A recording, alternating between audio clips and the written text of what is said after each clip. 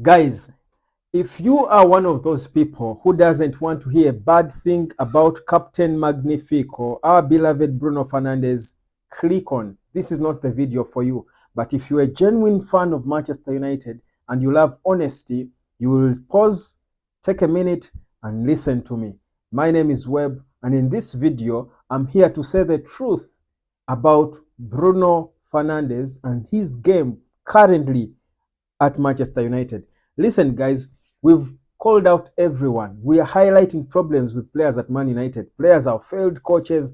Players are the biggest problem at Manchester United. And we've mentioned all players. But people are shy to talk about the captain, Bruno Fernandes, even when we see it that many a time Bruno has had terrible games by his own standards that we know. And guys, I'm not talking about his stats. I'm not going to, don't drop me. And I know some of you who don't have depth in your analysis of Bruno will drop me his stats and how many chances he has created and goals he has scored and balls he has played to the box and what have you. Guys, let's be honest. Drop the stats. Look at Bruno's game and be honest. In the past couple of months, Bruno has not been performing the way he should. And he, just like all other players, needs to pull up his socks. Bruno is not safe. Under Ruben Amorim, guys, no one is safe. Bruno is not immune to being touched or called out. Bruno, too, has got to step up his game. And I'm not saying he should be benched tomorrow. No, he's a good player. He's a leader. He has got something about him. But look at the last game, because in sport we say, mostly in golf, this is a saying used mostly in golf, that you are as good as your last shot. Let's use the last shot of Bruno Fernandes, the last United game. You saw how Bruno had the wrong attitude, frowning on the pitch. You're the captain of the team and you're throwing your arms around just because they're not passing the ball to you.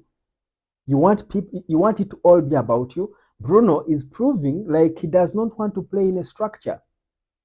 He's looking like he's seeming like he doesn't want to play in a structure, because under Eric Ten Hag, Bruno had all the freedom. He was roaming and doing what he wants. He was just doing what he wants. Eric Ten Hag left him to do what he wants. But Ruben Amorim is saying no one is bigger than the team. The strength of every unit, every individual in the team is in the strength of the team. If the team is not working well, no individual is going to shine. If you're playing for the team, each individual and their qualities will shine. Bruno doesn't seem to appreciate this because he knows he's Mr. Creator. He's used to being Mr. Creator. He wants every time Ugarte gets the ball, pass to him. Goes wide, goes everywhere, disorganizing the shape of the team. He plays wrong passes at times. He's playing wayward passes, very speculative passes and shots, and then he frowns, and then there is something not right, honestly, about it. And you don't want a captain who leads like that. So, with all due respect to his talent, to his contribution to Man United in the past years when he joined, Bruno has got as well to work hard on himself and step up his game. Because I'll tell you, if there is one coach who I know can bench Bruno, never mind him being his fellow countryman, I'll tell you, Ruben Amorim can bench Bruno if he's not performing. Where we are headed, Amorim is not about to be failed because he's backing a captain who is not putting in the shift. I'll tell you, Bruno has got to put in the shift, and we know what he's capable of. What he has got to do is adjust his mindset and play in a structure at Man United, because he felt for a long time under Eric Ten Hag he was Mr. Man United. That even when the entire team had a very bad game, he was working hard and running and playing for the team. We cannot fault Bruno for not running because he works hard. No one works harder than Bruno Fernandes in Manchester United. But look, it's not just about that. Bruno has got to be able to support everyone and contribute to the team, to the unit. He should be the one leading by example. It's not happening yet. I'm not saying it won't happen, but he has got to have the mentality, the attitude, the character to do it. Because if 1, 2, 3 games later, Bruno is still performing below expectations, I will tell you he is going to face the wrath of this new head coach. There won't be any favors. Even if they speak the same language, they probably come from the same city. There won't be any favors. They all came from the same club to join Man United. There won't be any favors. But guys, there are games, even before Eric Ten Hag was sacked, there were several games where we felt Bruno deserved to be on the bench. Bruno was not giving enough by his own very good standards. So for me in this video, I just wanted to be honest and say, guys, we highlight problems we have because, again, Bruno's and you see why a captain is supposed to be performing day in and day out. I don't remember a single game Roy Keane never performed for Manchester United. I don't remember a single game because Roy Keane's role was never to play the best, beautiful, most good-looking football like Paul scores goals or score goals. He had a role to do to lead the team, leading by example, by showing personality and character day in and day out. Bruno just needs to do that. Do the basics, play for the team, do things right. Bruno wants to shine beyond everyone else because he's the captain. He wants to shine beyond everyone else, not make the team shine. A good captain protects his players and makes them shine, makes the team shine.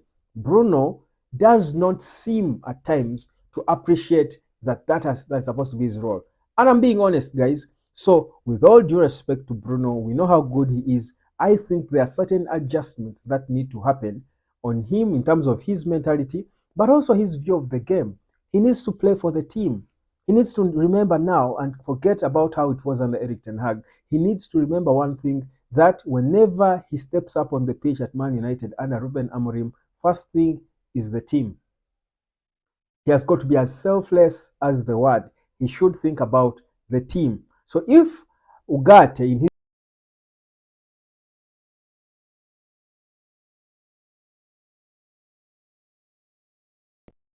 I beg your pardon, but rather passing it to someone else, Bruno should be the first to appreciate that and say, you know what, good decision. That's what you thought.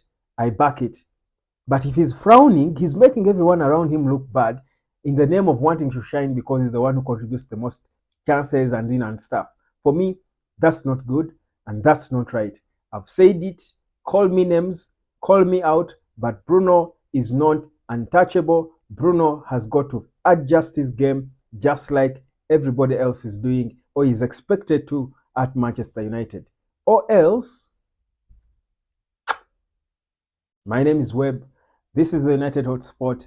Like, share, and subscribe because we are back very soon. We will be at Old Trafford. Ruben Amorim's first game at Old Trafford. I'll tell you more about it and how probably I believe this is the game that should make it all look like it works. No more interviews probably between now and the game except the pre-match interview. And I think that should be the focus for the team like Amorim requested.